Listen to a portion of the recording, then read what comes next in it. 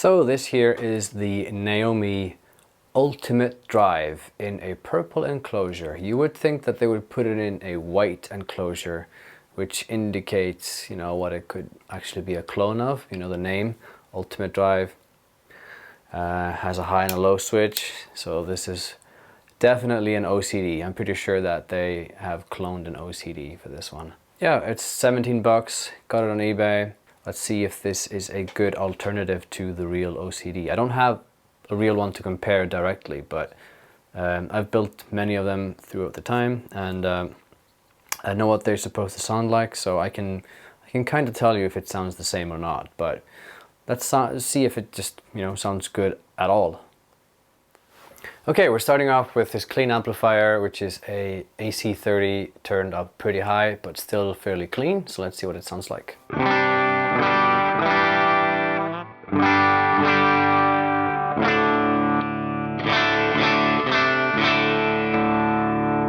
And the knobs are set at noon. I figured out that the switches here are set, labeled as high and low, but they are the opposite, which is interesting. But let's see what happens with the low setting.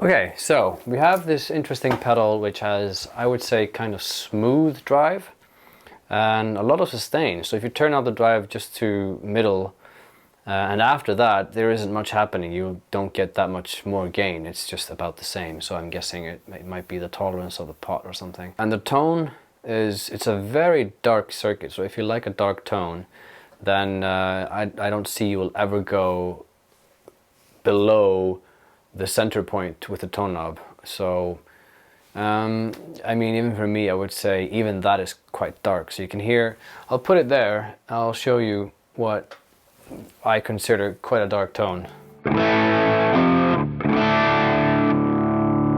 compared to this clean tone.